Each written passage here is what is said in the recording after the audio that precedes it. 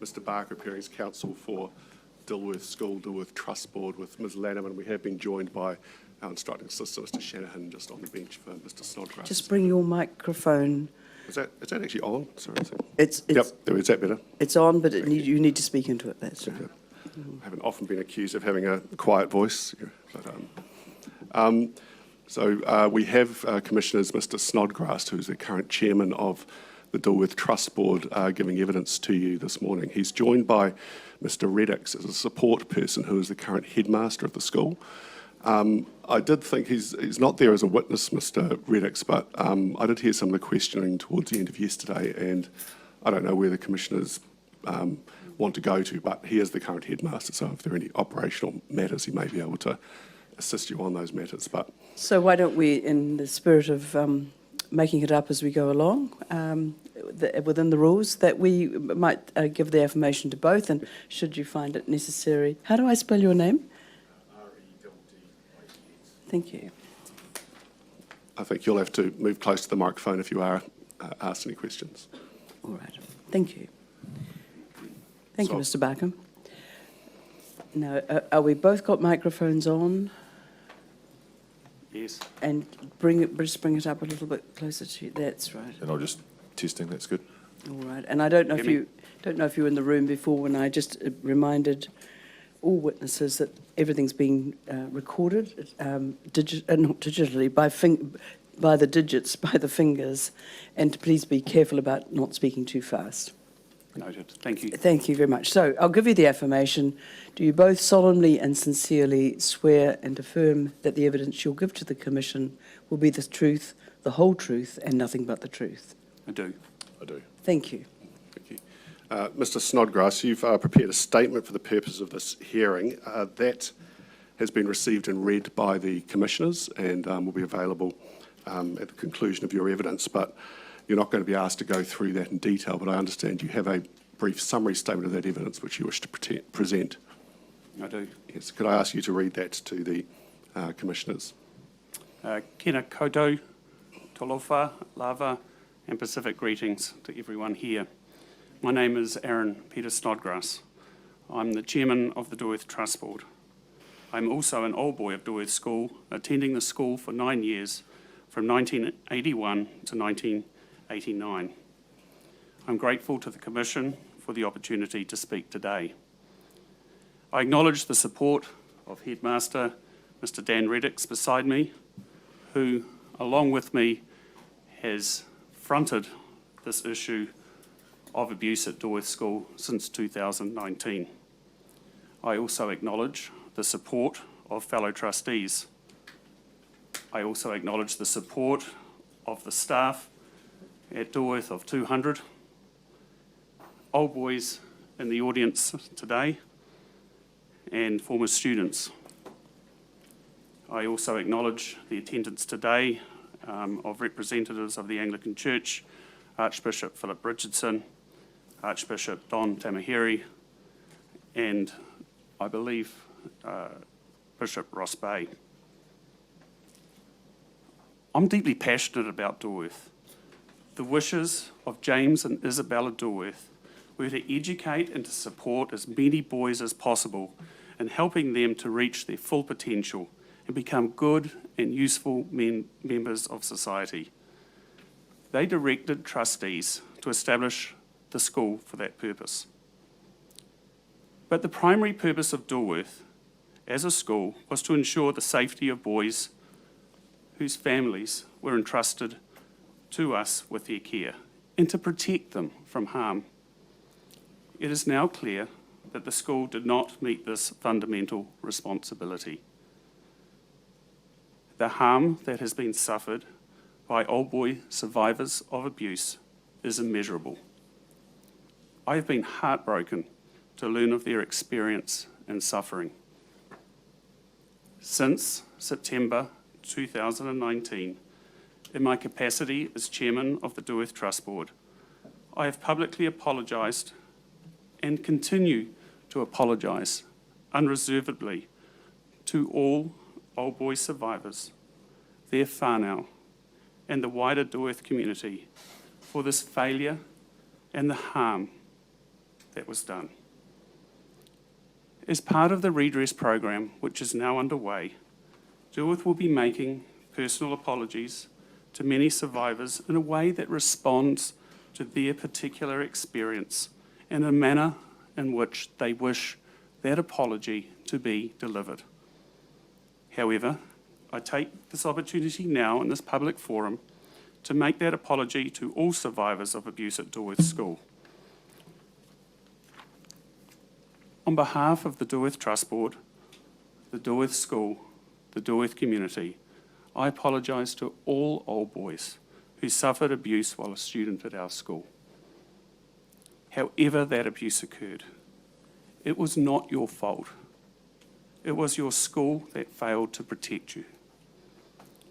I cannot fully explain to the Commission or to our old boy survivors how this abuse was able to occur. It is essential that they are given as full an understanding as what we can of what happened to them and how it was able to happen. We must also understand what happened to ensure that this does not happen again. For that reason, the Board has commissioned a full and independent inquiry into the abuse that happened at Dilworth School. It is being led by Dame Sylvia Cartwright and Francis Joychild. I understand the work of the inquiry, I described the work of the inquiry in my statement. The Board hopes that their report, when it is received, will give old boy survivors and the Dilworth community the answers that we all need. It is also important that we acknowledge and address in a meaningful way the abuse that was suffered by old boy survivors. For that reason, the Board has also established an independent redress program that will provide survivors with a process through which they can receive an offer of redress, including financial redress from the Board. Again, I discussed this program in my statement. Finally, I want to ensure that those within the Dilworth community that we have taken all reasonable steps that we can to ensure that this abuse that occurred in our past will not be repeated. I discuss in my statement the work that has been done to reorientate the focus of our school onto child safety. This work has been recognised with the school's recent accreditation as a child-safe school by international agency Childwise. Nothing in life can prepare you for the crisis that Dilworth has faced over the last few years. There is no manual for this, and in this respect, Dilworth supports the work of this Commission. For us, we've had to try and find our own way. We've also endeavoured to do so with integrity and respect. I apologise to survivors for any mistakes that we have made during this process.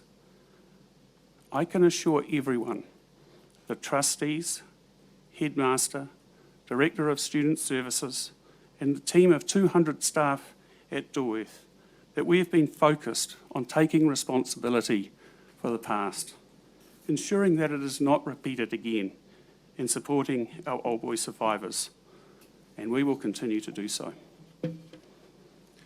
Thank you, Mr. Snodgrass. If you could just answer any questions from my friend. Thank you, Ms Anderson.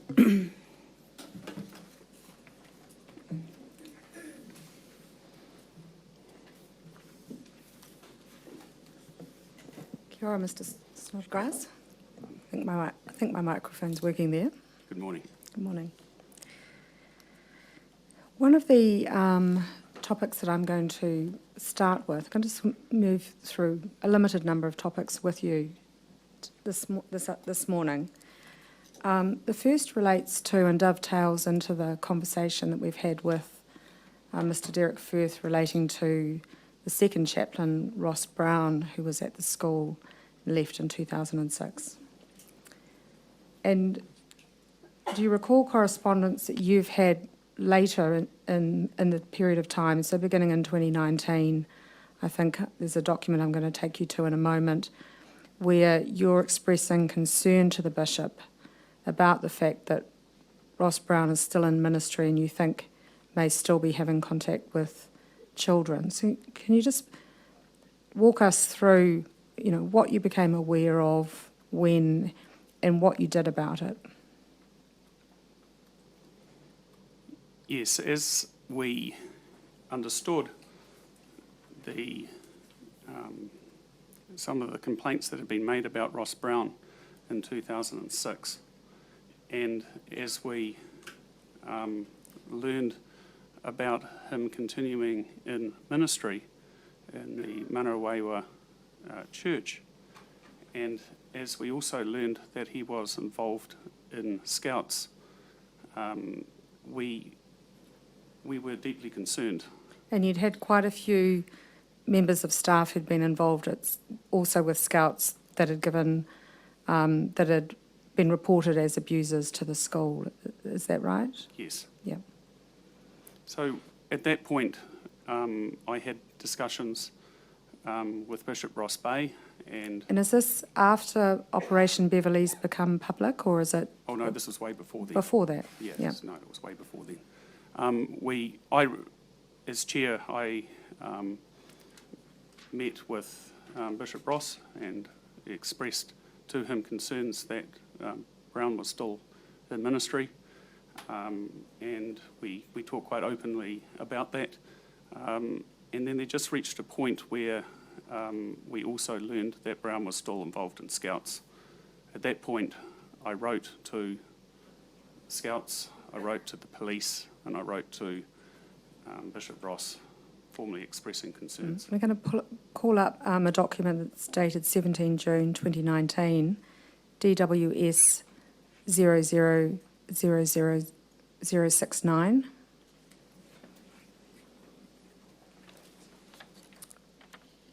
So just while that's coming up, orientate you to it. That's a letter that you've written to Bishop Ross Bay in the middle of 2019. So just while it's coming up.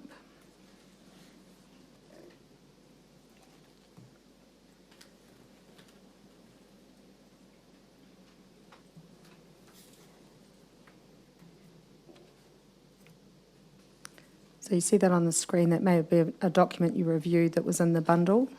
Do you recall that document? I do, yes. Yes. And you can see there that it refers to having met in February of that year and then again in March to discuss the position of the vicar at the Manarewa parish. And then you go on to refer to historical complaints received in relation to that person. And then down at the bottom of the page, you refer to a further discussion on the 12th of May. So quite a series of conversations that you've been having. So is it fair to say that you're knocking on the door, raising your concerns? Yes, we were very concerned. Yeah. And then you've written this letter setting out by way of summary, beginning on the bottom of that page, about concerns about his role as director of a gang show and the bishop's knowledge of this, and the concerns discussed recently with a particular bishop who's advised Bishop Bay that until a further complaint had been received involving criminal behaviour, that the church should not remove Ross Brown from his position. So that's what you understood at that time, that the church was waiting for a report of abuse that involved criminal behaviour. Yes, the position of the church was that Ross Brown had been appointed as Vicar of Manarewa with full knowledge of the abuse that occurred at Dilworth. And as a result, this being an employment matter for them, the bishop felt, and I believe he had taken advice from Chancellor, that they could not remove him from the position, given that that knowledge was fully known when he was employed. Right, okay, and just onto the next page, I think what you've referred to is just expressed there in the last sentence of the first paragraph, that Bishop Bay's expressed that he understood Dilworth's concern, but that legal advice was that you could not remove Ross Brown without further information or complaints. Do you recall discussing whether Bishop Bay thought that he might be able to commence a what's called a Title D investigation, which is the church process for investigating reports of abuse for disciplinary? It's a disciplinary process. Was there any discussion about that? There wasn't, and I kind of just started to understand the Title D process probably about 18 months ago. So no, there was not discussion about that. But you go on to record in that the second to last paragraph that you're just not comfortable with leaving matters as they are until a complaint of some kind is made, and that you signal that you're going to be alerting the police and Oranga Tamariki. And you took those steps. We did, yes. And do you recall what happened as a result of the concerns you were raising at this time? We did get a response from Bishop Ross, and he again reiterated his the point, and I think you probably have that letter and evidence. I don't know if you want to bring that up, but there was a response from Bishop Ross. But it really emphasised the same point, that he didn't feel at that time he could do anything. That's correct, yes. Yeah. And it's not till sometime later that Bishop Ross Ross Brown is taken through a Title D process and effectively defrocked or laicized. Yeah, that happened this year. This year. Yeah. We also sent to the police a lot of some information shortly after that letter on everything that we knew about Ross Brown in our school. And how was that information coming to you? What was it that you were able to pull together? We had quite a number of school files. We had the allegations that were made that resulted in him being resigning from his position in 2006, and we had information about the investigation that took place around that time. And so at this time, were you thinking for the school itself that there might be something you needed to do for old boys who might have, in fact, have been harmed by this chaplain? Was that part of your thinking at the time? I was thinking about old boys. I was thinking about young people that might be in contact with Ross Brown, particularly in Scouts. And I was concerned that the matter had been left to lie in 2006 and no further action had been taken. One of the issues that the inquiry's heard from some witnesses on and will be considering is the question of mandatory reporting and whether that should be an element of the future system design that might in fact help keep people safe, prevent abuse, so that when it's found that it's reported to the right channel and the right actions are taken at the time.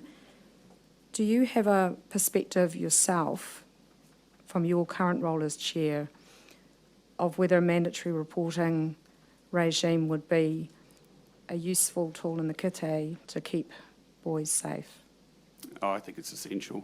I think it's essential that people are not given the opportunity to make judgment calls, that there is a codified and legal responsibility to report abuse, particularly sexual abuse.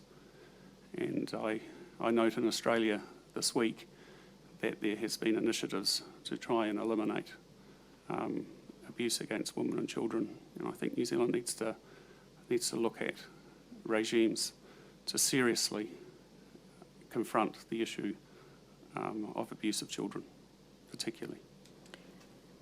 And I think we can agree from the evidence that we've seen in the inquiry, and probably what you're aware of now from the Trust Board perspective, that there's very clear patterns of grooming behaviour by the staff members over a period of time with a number of boys.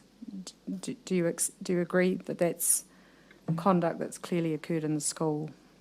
Absolutely. And you can't answer partly because you weren't there back in time. But one of the questions that the commissioners will have in their minds, and which survivors have, is, how could there have been such a high degree of grooming behaviour and a high degree of abuse occurring with 2 very prolific offenders, or 3 very prolific offenders, and nobody really noticing that was going on at school? Have you got any reflections that you want to share about, how could there be abuse of the nature and extent that's come out through Operation Beverley and the prosecution, and people at the school say, well, they never suspected anything at the time? I clearly can't speak as a trustee because I wasn't a trustee at the time. But you were at the school. But I was a student at Dilworth, and this is just my own personal observations. I think that there were, the staff at the time went above and beyond to try and support, encourage and grow and mentor us as young boys. And many of those staff did wonderful things for us as boys to become good men. However, it enabled one-on-one contact with boys and staff, and that, I think, opened the door to these perpetrators abusing boys at Dilworth.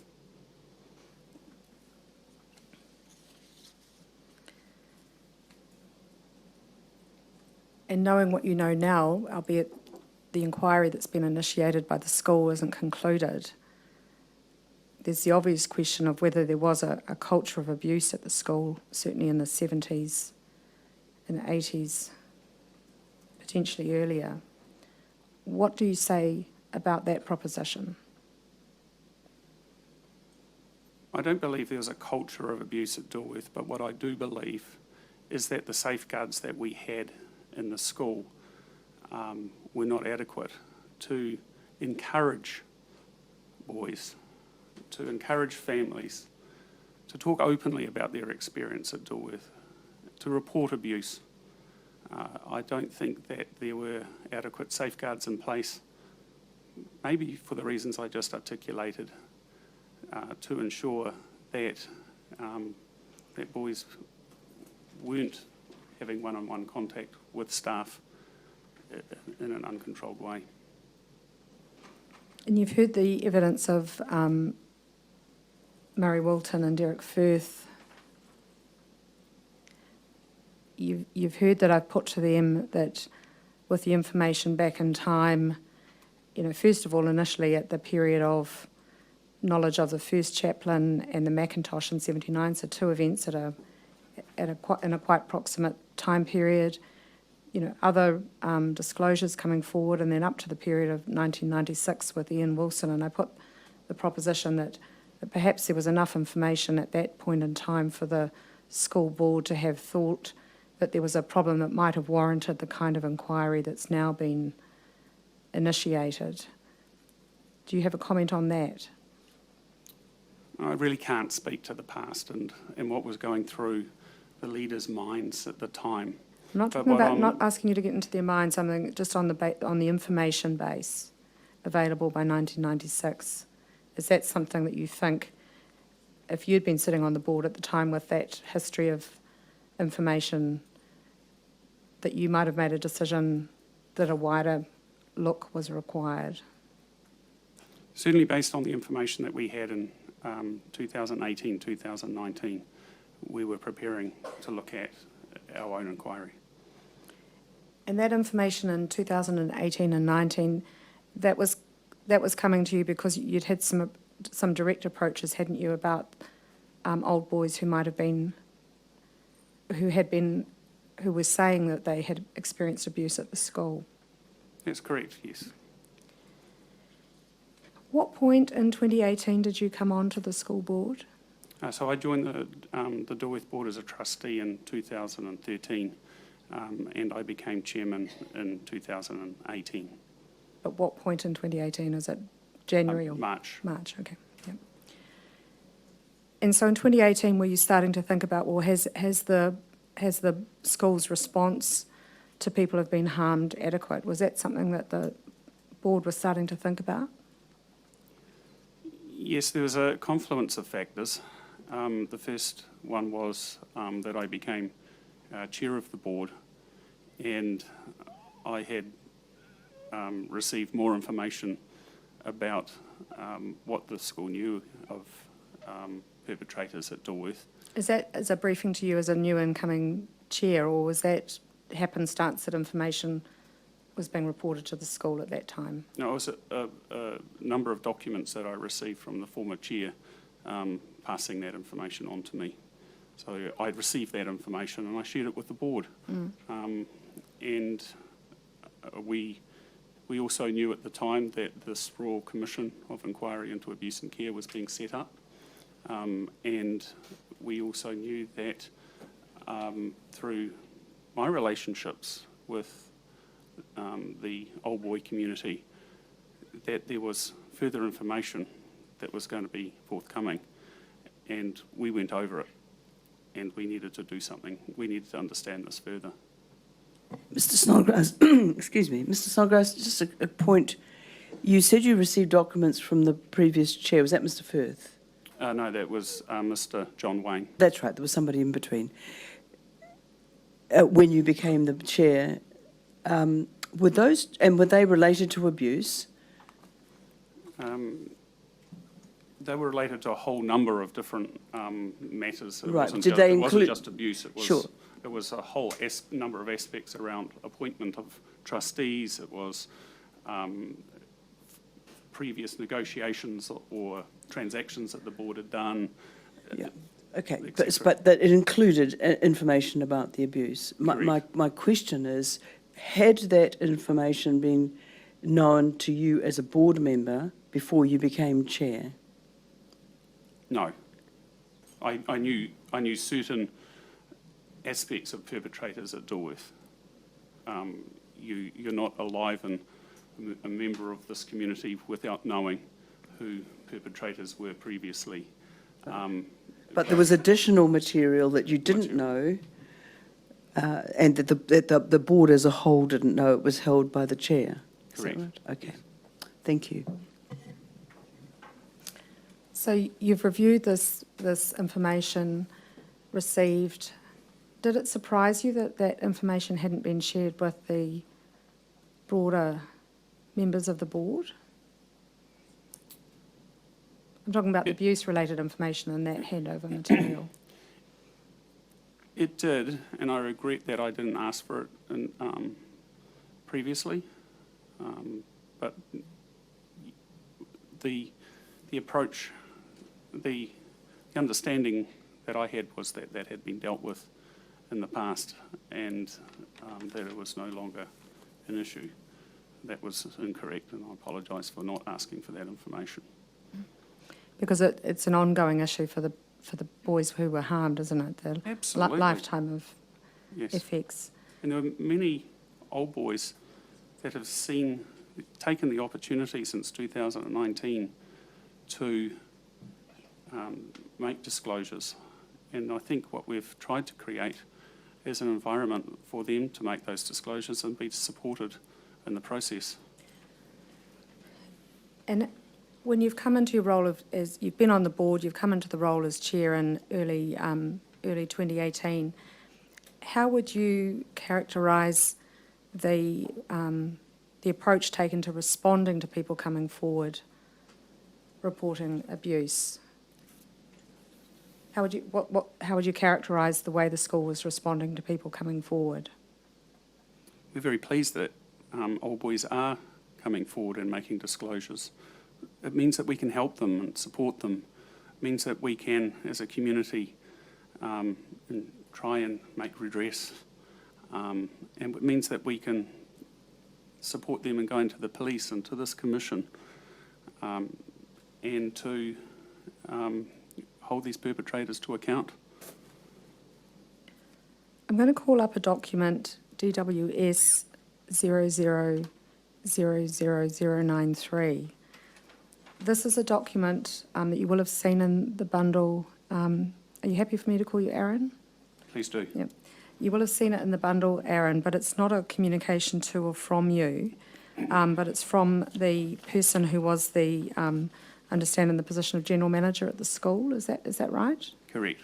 And it's an email dated 23 August 2018. So this is about 5 months after you've come into 4 or 5 months after you've taken on the role of chair. And it's talking about responding to a particular person who's come forward. And then you see I'll just call out the last sentence beginning sadly in that first paragraph, just so that commissioners can see that clearly.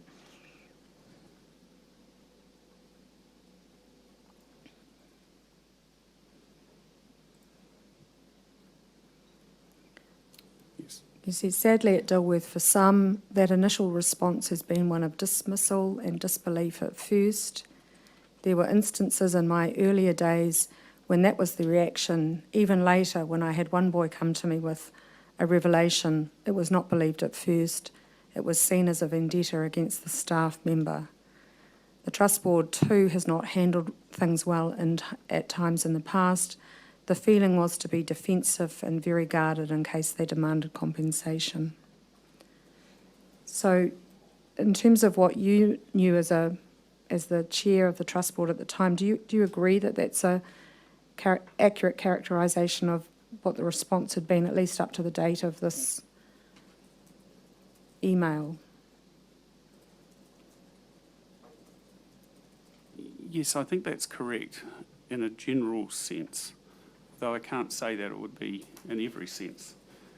One of the things that we did in 2018 was to start increasing our knowledge and understanding of abuse, and particularly sexual abuse, and understanding the reasons why there would be delayed reporting.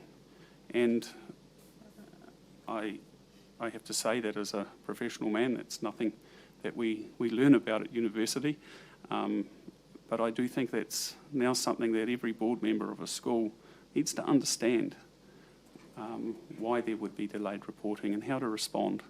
So yes, I do agree with that statement, and I can understand the reasons why. And moving into 2019, that's when you established the listening service, isn't it? So that old boys can contact and get counselling without having to worry about paying for that. The school begins meeting the cost of that counselling service. Is that right? That's the right time frame? Yes, we wanted to put that in place before we wrote to all old boys, or at least the old boys that we had contact details for, and putting on social media a letter that acknowledged the formation of this commission and acknowledging that abuse, being physical abuse and sexual abuse, had occurred at our school. We felt that we needed to put that listening service in place first so that old boys could reach out to it once they received that letter and started to learn about the initiatives that we're taking at Dilworth. And I think we've heard in the opening address of council for the school that that about 100 people have taken advantage of that service. Correct. Mm. So we're still in the 2018. We've got the concern expressed that the defensive response was driven by a concern about compensation, and then you've moved into 2019 and you've set up a counselling service, but there's no financial element at that point of responding to survivors' needs arising from the harm they experienced at the school. Yes, you've made the point about the response to old boys reflecting because of compensation. I haven't made that statement. Well, I think what I'm asking you is, from your time on the board and then as chair, do you accept or reject that there's been a concern to protect the school from compensation claims? leaving aside what's happened in 2022 with the redress scheme. So we're talking about this period 2018 through to mid-2021. No, I wouldn't agree with that. But what I would agree is that there was a lack of understanding about dealing with historical abuse. There was a lack of understanding in terms of, not a lack of understanding, there was a concern about the school's name and reputation. And you've heard from previous Chair Derek Firth that there was a scepticism that delayed reporting might have been as a result of compensation or the ACC scheme at the time. But I wouldn't say that that was a primary concern. But it's in 2022, isn't it, that there's an announcement that there might be a financial element of redress available to boys who've been harmed at the school? No, that's not correct. It was 2021, and we'd been starting to think about that earlier in 2021, and we were thinking about how we can provide a meaningful response to old boys. And so when you're in that process of thinking about that, so internal workings on, about it in 2021, but the public visibility of it is in 2022. Is that right? I think it was 2021 or 22, I'm not quite sure, but certainly I think at the end of 2021 we had made an announcement that we were going to be putting in place a redress program. Yeah, and then the actual redress program's been, the terms of reference for that have been released earlier this year. Correct. Yeah. But We the initially intention to establish it announced in 2021. Correct, yes. Do you understand that there have been survivors have expressed some concern that the redress program is running in tandem and parallel with your inquiry process? Correct. Yeah. And what do you understand are the reasons they have for concerns about the parallel processes? The concern is from some old boy survivors that the redress program is underway before the findings of the Dilworth inquiry are known. Yeah, but what are the reason for those concerns? That if there is wider knowledge of the school's understanding of abuse, that may not be taken into account in formulating a customised redress offer. And perhaps another way of characterising that, because the terms of reference for the redress program include appropriate apologies, is that right? Correct. And so the question I put to you is, how will the school know what to apologise for exactly if you're giving an apology to a survivor before the inquiry is actually concluded and reported to you, and you actually understand what the school knew at the relevant time?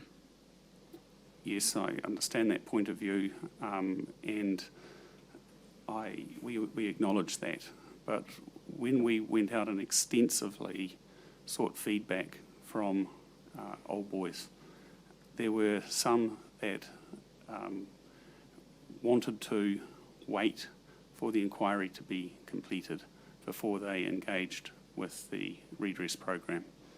But there were also a number of old boys where this had been on their mind quite intensively for a period of time, and they wanted to start putting this behind them. And so we were dealing with two groups of old boys here. And so the approach that we've taken is to get the redress program up and going so that old boys can engage with the program. The redress panel can make an offer of redress prior to the report of the Dilworth inquiry coming out, or the old boy can say, we wish to have the offer of redress held over until the Dilworth inquiry report comes out. Of course, old boys have the ability to lodge a engagement with the redress program after the inquiry report comes out. So we've tried to give as many options to these old boys as we can. But what we know through the engagement that we had with old boys, that there are some that are really in need right now, and we wanted to provide assistance. The panel has the ability to relook at any offers of redress that have been given to old boys survivors before the inquiry report comes out. And so that's how you've attempted to accommodate the concerns that have been expressed, the ability to reopen after the inquiry reports. Correct. And, the commissioners in their report on redress have provided a recommendation to government, being Porotumu Toru Whanui program. But in that report, they say they encourage institutions like Dilworth to get on with redress. And that's what we've attempted to do. That's what you've done, yeah. And certainly in terms of the maximum financial cap, 200,000 or up to 300,000 in exceptional circumstances, that's a number that's in quite significant contrast to what we've heard of the levels of payment to survivors of abuse and other faith-based settings and the state. How did you arrive at that number? Oh, that's been a really difficult issue for us to get our heads around as trustees. You have to remember that the Dilworth Trust is a testamentary trust that's been formed through the will of James Dilworth. So we don't have the legal ability to fully delegate trustee responsibilities.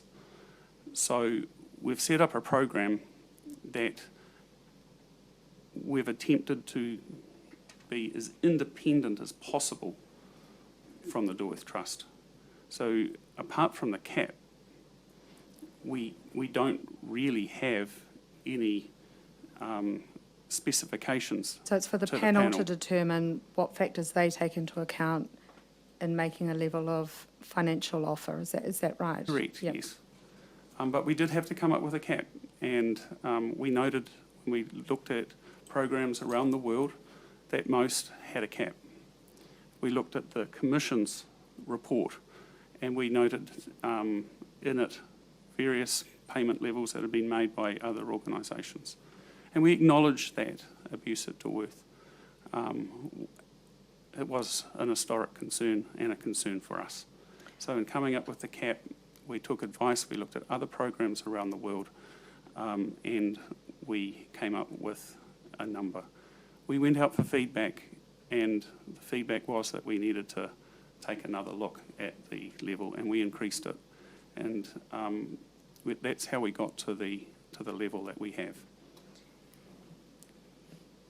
So an alternative where the panel were empowered to make any uncapped recommendation of what was needed to assist a survivor was not a viable option from the Trust Board's perspective.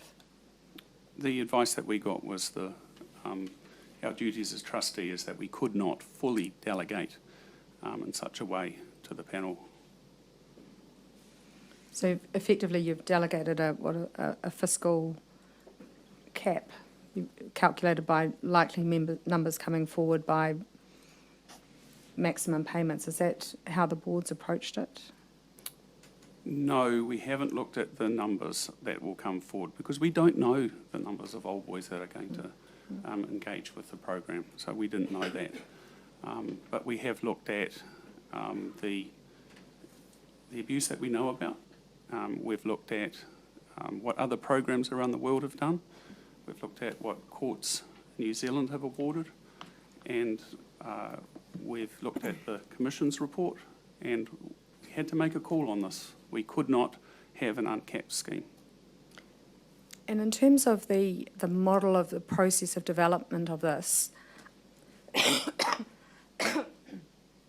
excuse me,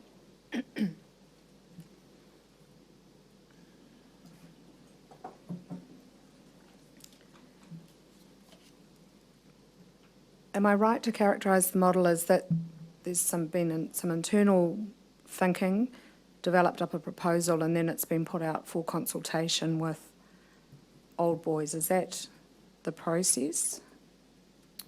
No, not entirely. So we did have a number of lawyers that were working with Old Boys, and so we engaged with them in 2021 to get their feedback on the program. We were hoping to put that out for wider consultation to Old Boys earlier this year, but we waited some time to get more fuller feedback from those representatives. We got that feedback. We put together a program. We wanted to get it in the best shape that we possibly could before consulting or getting Old Boy feedback from the community on the program. And so how did you put it out to the Old Boys for feedback? Was that communicated through your email process, your emails to Old Boys? How did it work?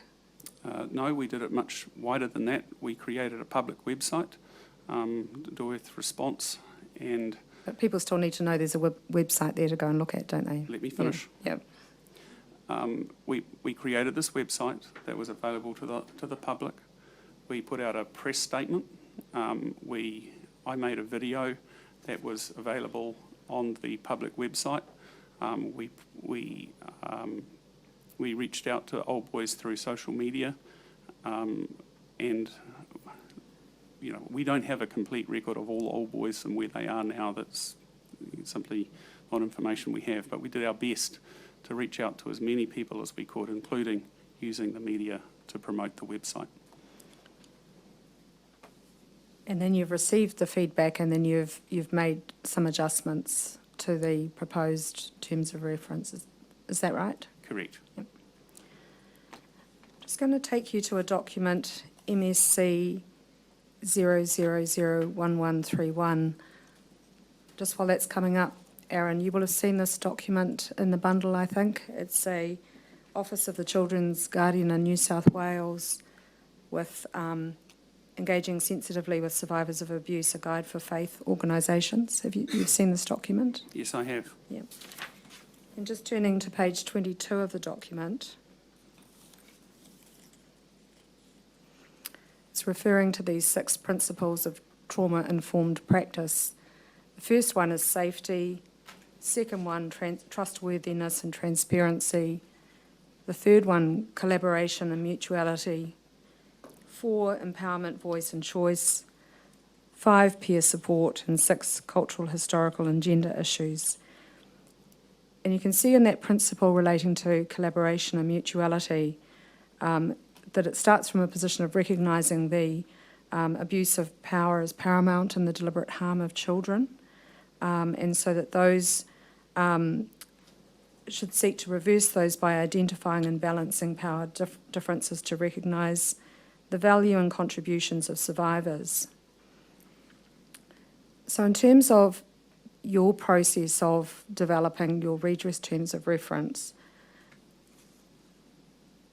to what extent do you think this collaboration and mutuality with survivors has been a part of your process?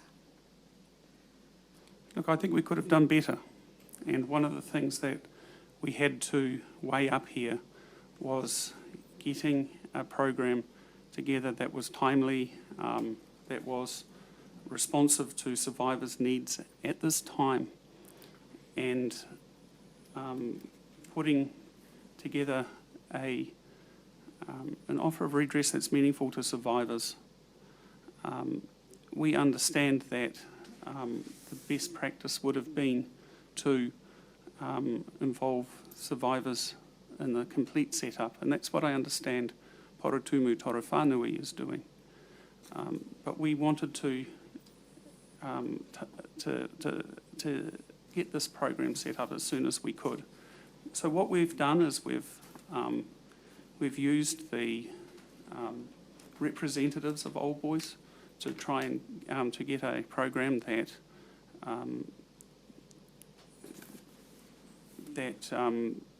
reflects their feedback.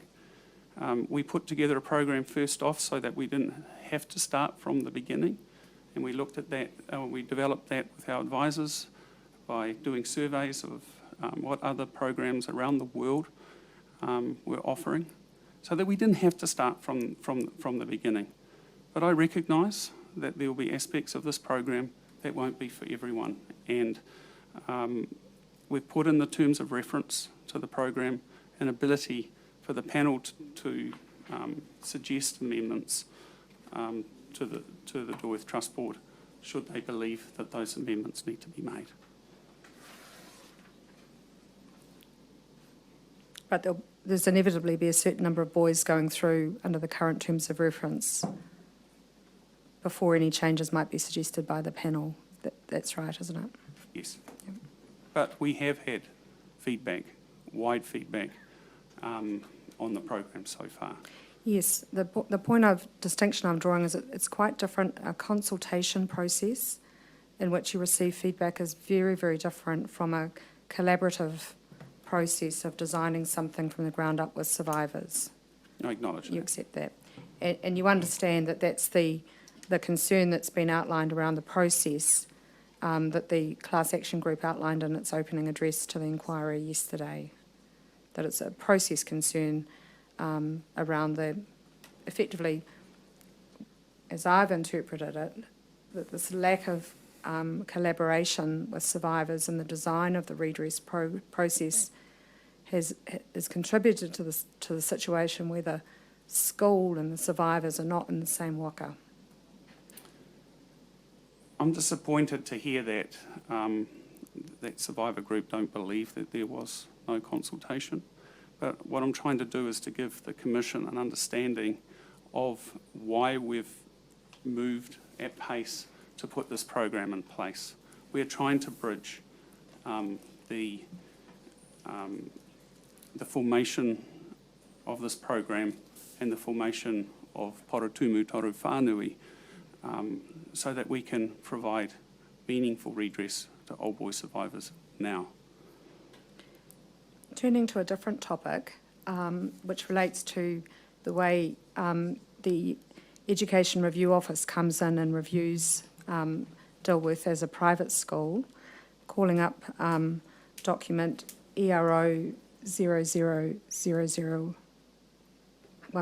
I think I've got the right number of zeros there, Felix. And commissioners will be familiar with the format of this, because some of these types of reports have been looked at in the state redress, the state accountability hearing. And so the point here is that when ERO is coming in to do a review of Dilworth, it's just assessing you in terms of the criteria for registration as a private school, which is set out on this page. This is a 2021 ERO report. And the last criteria for registration there, which is a relatively new one, is that the school is a physically and emotionally safe place for students. You see that? Yes, I do. Yep. And then just turning over to page 2,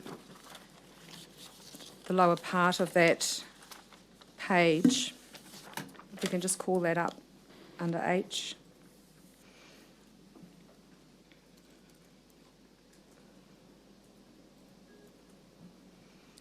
So you can see that they describe what a safe place is, where risks to student safety are regularly assessed and evaluated, and that ERO's judgment is based on the quality, intent and regular review of the policies and procedures. So ERO comes in and looks at your documents. Is that right? Yes, they do. Yeah. And it says that you've regularly reviewed policies and procedures to provide for a physically and emotionally safe place. How helpful is ERO's report to you on this criteria of whether the school is physically and emotionally safe? Does it help you at all? Not at all. No. Because they're really just looking at whether you've got the right policies in place, aren't they? Correct. And so that's quite different from the process that you've put in with the Childwise accreditation to actually take those steps to make the current school environment a much safer place.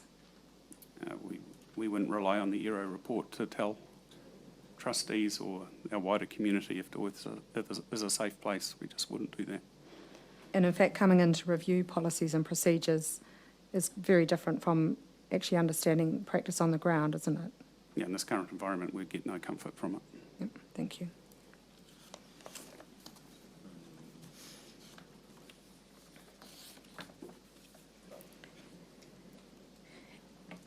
And the final topic I'm going to raise with you before commissioners have an opportunity to ask you questions relates to correspondence from the lawyers acting for the class action group to you in June last year, outlining the class action concerns.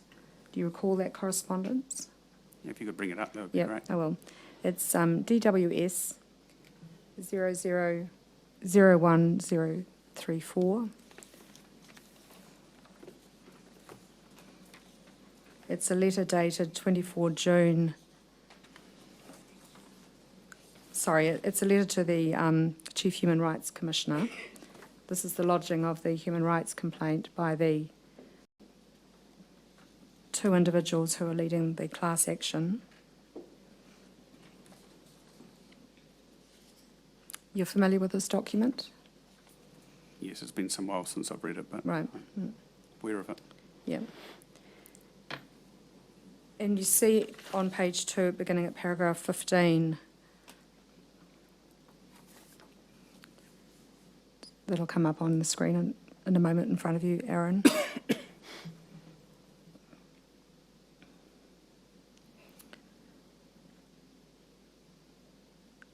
15A, you see there that there's an allegation that the school knew sexual harassment was being complained of and allowed it to continue. And there's a listing there of following factors to indicate the basis of that knowledge over time. In paragraph B, there's a reference to principal calling boys liars and threatening to expel them and cane them for reporting abuse. And you're aware of the information base underpinning that allegation, aren't you? I'm not aware of the specifics, or at least I can't recall it right now, of that specific allegation, but it's certainly in the letter. And we heard Mr. Firth talk about the caning incident, so it seems to be some knowledge of a caning event where somebody was caned as a result of disclosing abuse. Yeah, Mr. Firth spoke about that this Yes. morning. Yeah. I'm not familiar with that, and there doesn't seem to be school record of it. Yeah. And over at paragraph 17 on the next page,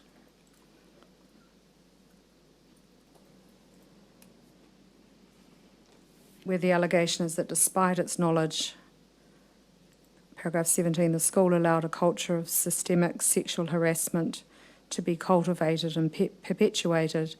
The school did not take any steps to investigate or prevent the sexual harassment.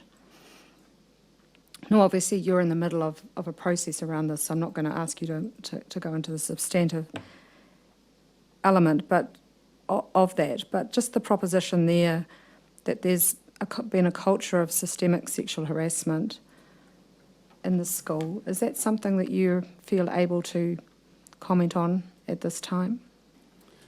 Look, you've heard from Dr. Wilton and Derek Firth over today and yesterday, and certainly I would acknowledge that there has been failures. The nature and extent of those failures, how we dealt with complaints of abuse, and the contributing factors that enabled this abuse to happen in our school is a matter I really want the Dilworth inquiry to investigate. And we have some knowledge at Dilworth, but what we've learned about in the last few years is that old boy survivors, in their account of what happened, is not known completely to us. And so the inquiry is the best place to enable those accounts to come together and be examined. So I don't want to comment on that. What advice would you have for other boards and principals of other schools in New Zealand where there might be a history of abuse about the value and utility of establishing the independent inquiry of the kind that you have taken? Because it's a significant development that the school's undertaken that step. So what advice do you give other boards and principals where they might have the same kind of issues in their school history? Well, the first thing I'd say, it's hard, and you have to be courageous in trying to understand everything you can about what has happened in your school so that you can support survivors, you can address or try to address the wrong that's happened, and learn from it, because without understanding what's happened in the past, you can't learn from it in the future, and we have to learn from the past. Thank you, Aaron. I think the commissioners may have some questions for you. I'm sure we do. Do you have some? Yes, thank you. Tēnā koe, Mr. Snodgrass. Can I just ask you about the mandatory reporting idea, and are you able have you had, so we're looking at this, I appreciate your views on, let's say, the scope of mandatory reporting, about the type of incident that would require mandatory reporting. Have you been able to reflect on that?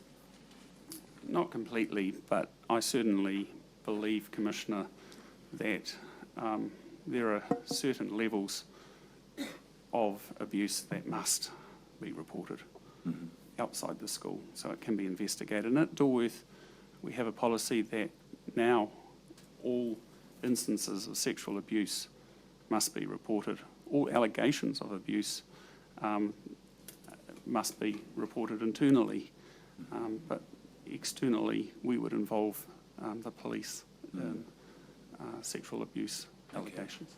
So far it's focused on sexual abuse and not physical abuse. Your internal policy. That's our internal policy. But if it was a serious assault, my expectation is that would also need to be reported to the police. Okay. There has to be a level, but I'm not quite sure where to draw that line. Maybe that won't be something that the Commission could consider. Yes, that's right.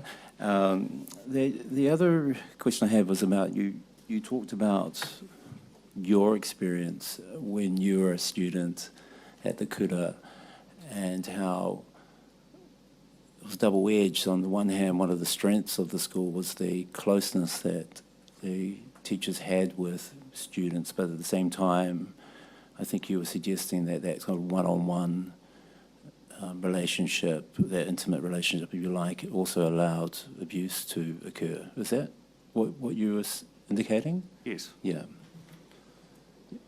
You don't want to elaborate upon that, but that's the essence of it. Is that you think that there was a culture of staff engaging.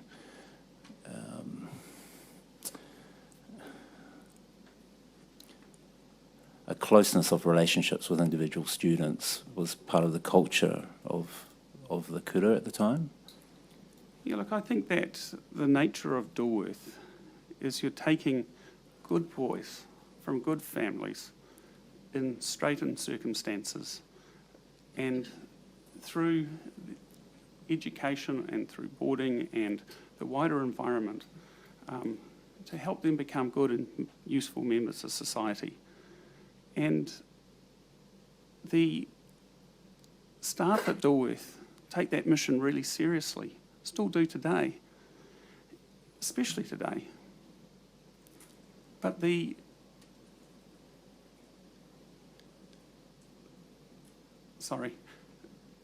man I am today is because of the teachers at Dilworth that went above and beyond to help me not just academically, not just to ensure hygienic matters in the house were adhered to, but to help me as a person to grow and develop. Yeah. And I am forever grateful to those teachers and to the staff. And they know who they are. Yeah. Okay. Unfortunately, there were, and we know so far, 12 perpetrators that took advantage of that situation. Okay. Now, we still have a caring and nurturing environment at Dilworth.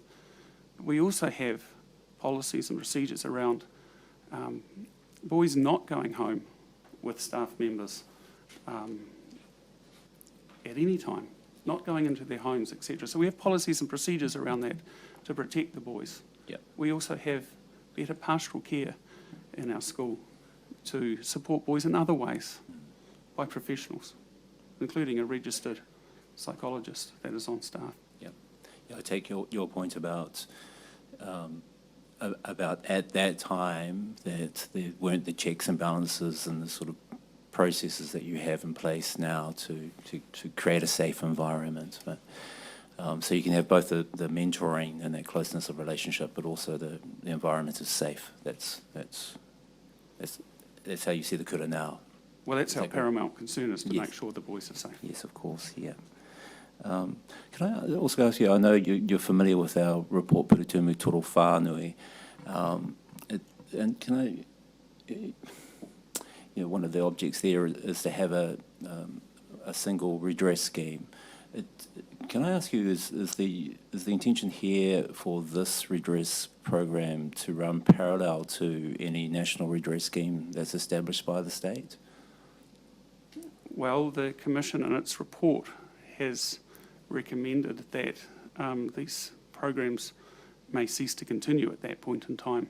So we've given ourselves the flexibility for it to run parallel, but we're quite aware of the Commission's recommendations that consideration be given to wind those programs up. Yeah. So we're trying to be flexible and do the right thing.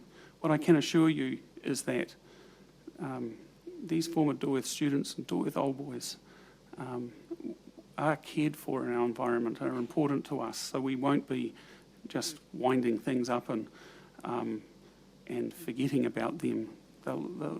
That's not the intention, but we're aware of the recommendations you've made. Yes, you are. Yeah, I'm not going to give another speech. Sorry. I'm just referring to the evidence in the last few days. Okay, thank you. No more questions. Thank you for your time. Sorry, it was a bit Thank you. verbose. Ka-pai. It's all right. Sandra. Mālo sufo maumalangi mā to you both. I really would like to put a question to both of you, if I can.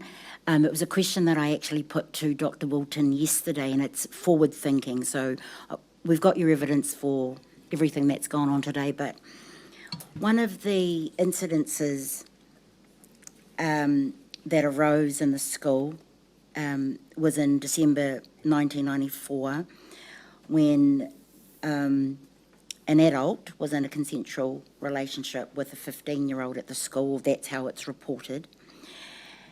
But what we've heard consistently from our survivors is around power imbalance, and in particular in the school setting.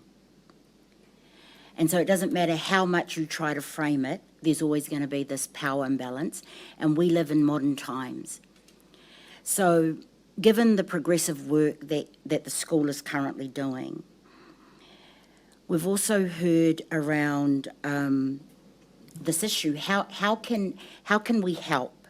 How can we help around this power imbalance?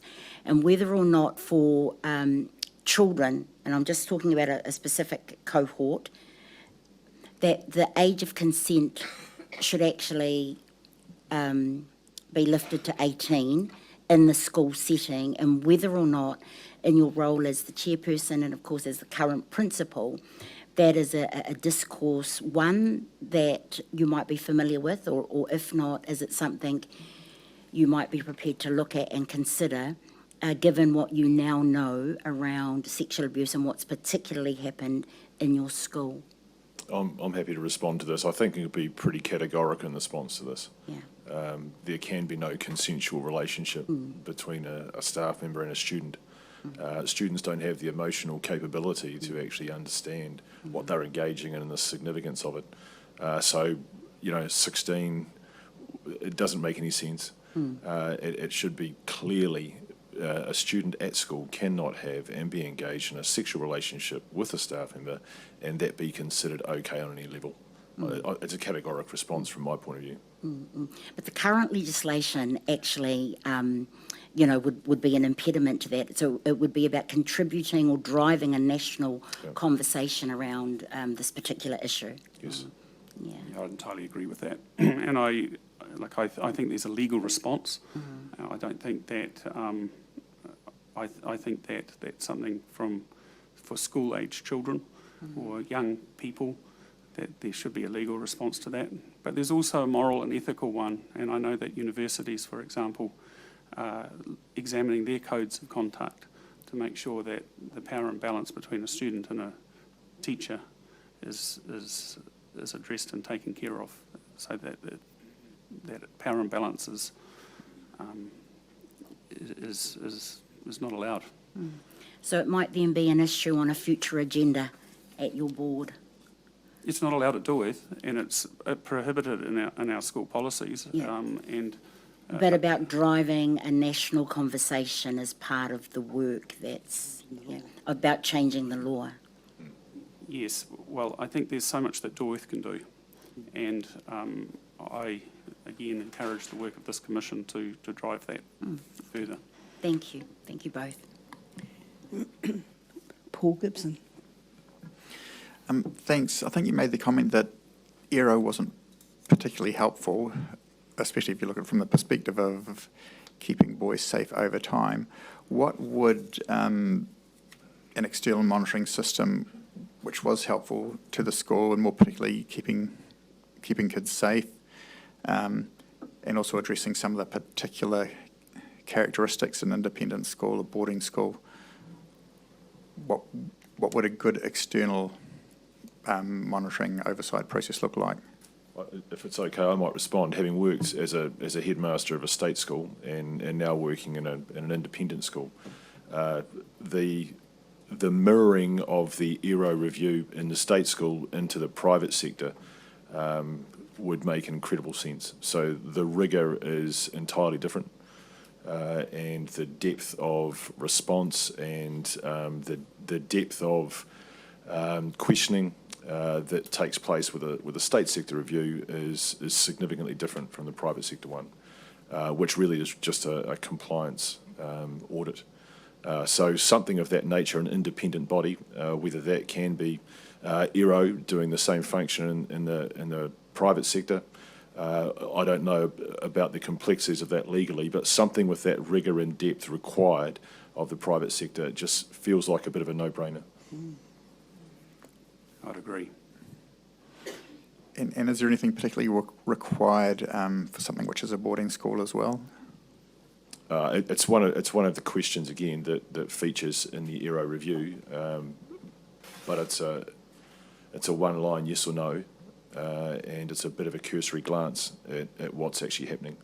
And in the ERO reviewer's defence, they're not necessarily people who are specialists in boarding, and so they're being asked to make judgments on things that they haven't lived and necessarily understood. So some expertise in that area with people who have lived it, understood it, breathed it, know how it works would be incredibly useful. Thank you. Thank you both for what you've said so far. I've got a few questions. Mr. Snodgrass, I'm in a way sorry that I have to take you back to your school days, and I appreciate what you've said already and your feelings about the school. So this is not intended to undermine you personally at all. But I just need to put to you something that a survivor told me, and that was that everybody there knew what was going to go, everybody being the pupils, everybody knew what was going on more or less, and the lucky ones amongst us knew how to keep out of the way. So I don't know if you're able to comment on that or not. And it was somebody from a roughly your sort of era, maybe even a bit later. They knew who to avoid to keep themselves safe. Chair, I can say that as a student, I didn't have that knowledge, Okay. but I'm really sad that that was knowledge in the school. I think that what we've tried to do at Dilworth now is to open every avenue to boys, to families, to staff, so that if there is that concern, or there is a concern at Dilworth, that those complaints can be made. Those avenues include us enabling an app for boys to raise concerns anonymously or with their name attached. There is email, there is physical mailboxes in each of the houses. We make it clear to boys that if they were to raise a complaint, their scholarship won't be in jeopardy. We want to hear about them so we can make their environment safe.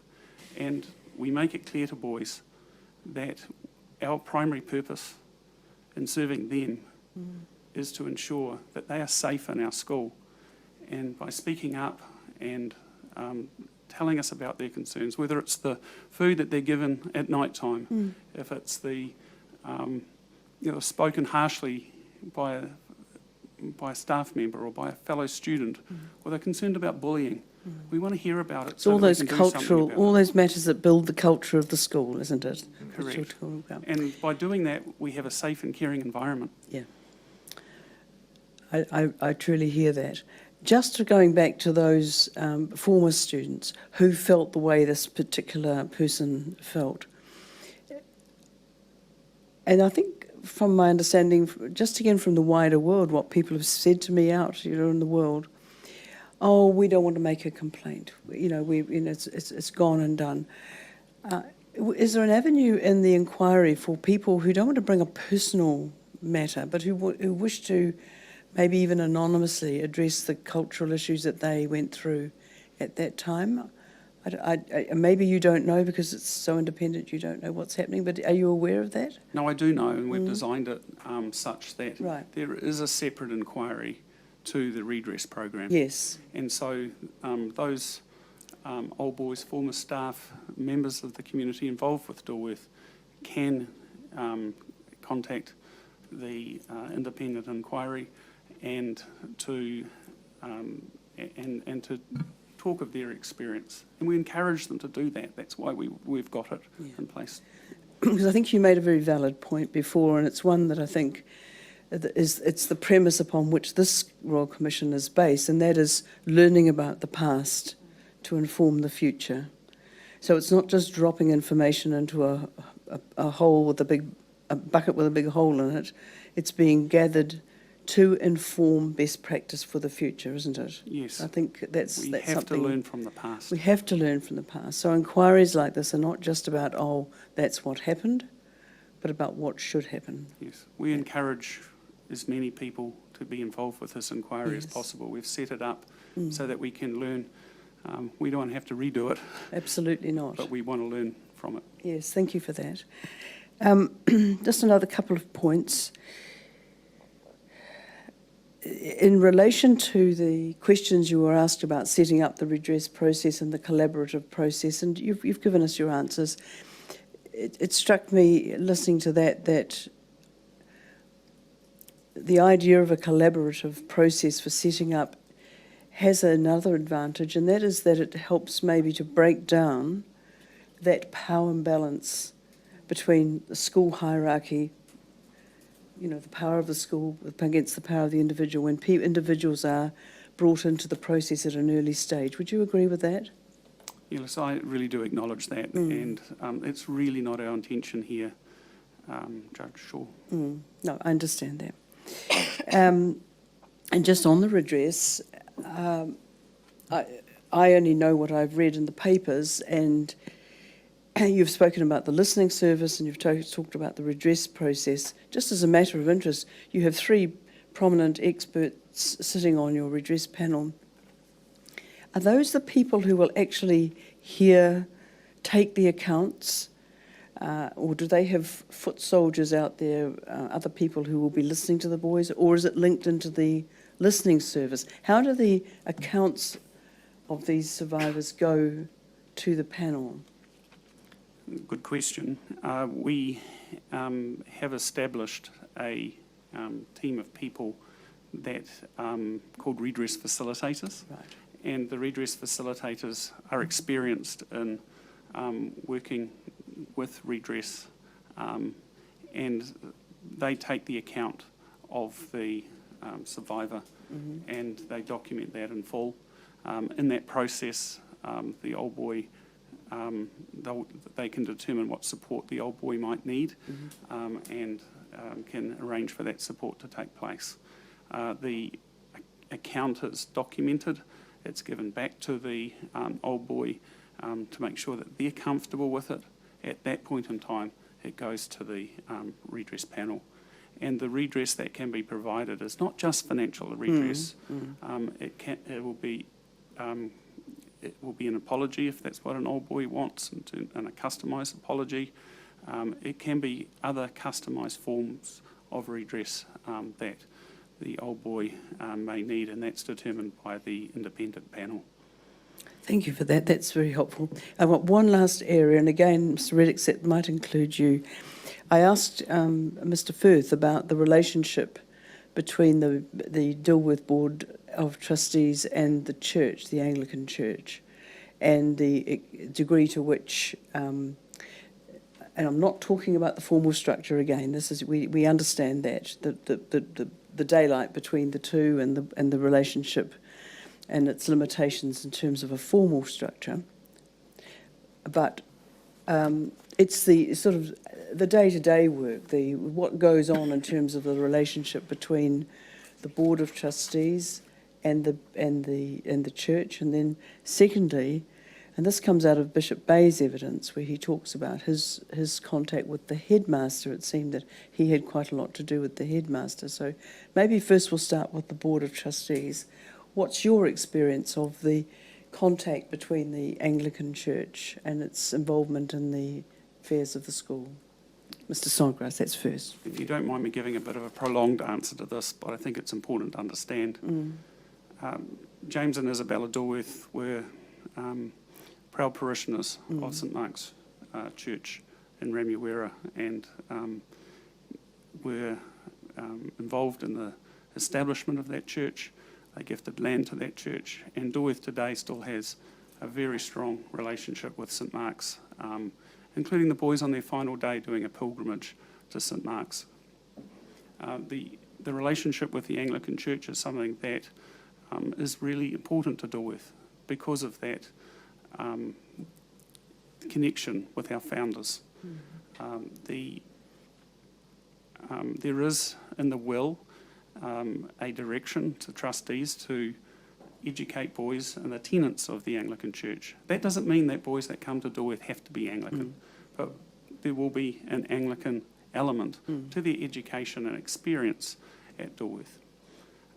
The will also specifies that the bishop will make a visit to the school and report to trustees on their visit, and that's not purposefully not contained to any particular topic. So the bishop over the years, and we've given you all the visitor reports from 1906, the bishops over the years have talked about wide and varied topics, and in recent years we've asked Bishop Ross to talk about various aspects around safeguarding and wellness. But the point is, I think I want to make here, is that the relationship from a Dilworth perspective with the Anglican Church is special to us. We invite the bishop along to, I think, all of our functions, and he attends a good number of them, and we really appreciate that. And in his visit, he talks to the boys. I remember back in the day having Bishop Gilbert and the other bishop at the time talking with us, and I think that the relationship from the student perspective, from a school perspective, and from a board perspective is one more than just a visit. It is involvement in the community. It's a relationship. It's a relationship. Now, we're not an Anglican school, but we're a school with an Anglican chapel in it. But it is part of our being. It's hard to describe in a few words, but it is really important to Dilworth. And even with this inquiry, we felt that it was really important to support the Anglican team in helping other schools present before the inquiry and know what's going on. So it is important to us. Thank you for that fulsome answer. Thank you. And Mr. Reddix, just from your perspective as a headmaster? I'll be a little more concise. So in terms of the pragmatics and the running of the school, no impact whatsoever from the bishop. So if you're thinking, for example, about construction of Christian education classes and curriculum, we do that independently. But again, it's his attendance at functions and then the visitation once a year that is the essence of our relationship with him. What about the appointment of chaplains? Is that still continuing? Yes, so the conversation with the bishop is an important one because obviously he has to confirm that the person is an ordained priest, which is a requirement for our chaplain. But that's the extent of the input. We're happy to receive feedback from the bishop about potential appointees, but ultimately that decision also rests with the trust board. All right. Well, thank you very much. Yes? I've got an interloper here, yes, with one more question, of course. Thank you, Chair. Yes. I've just got a very brief question for Mr. Snodgrass because I asked Mr. Milton about this yesterday, and it's about when you create your redress program, obviously you have to determine its boundaries, and I asked him what his views were about whether they were, if he's happy with the scope of the redress program. And so I wanted to ask you too about whether, for example, that on-pair abuse is limited to sexual abuse and doesn't include physical abuse. And I'm just wondering where you are with that because it seems that there's still scope for revisiting these fundamental questions of scope.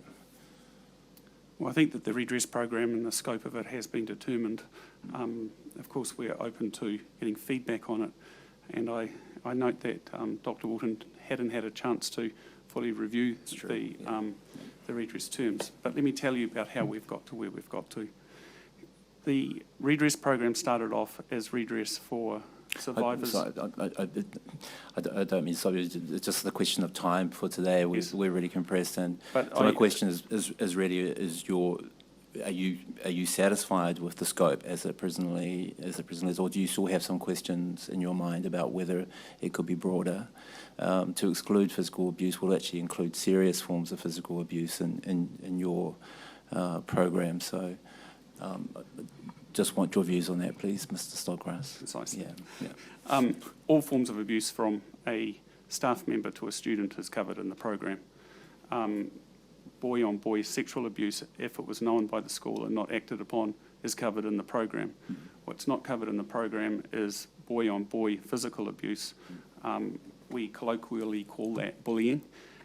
We believe that's a wider societal issue that is difficult for us to consider in this program. Okay. And so we are looking to a wider discussion, hopefully through this commission, about how we might deal with the effects of bullying on people, but we are not covering that in the program. Okay, thank you for your answer, mate. Thank you.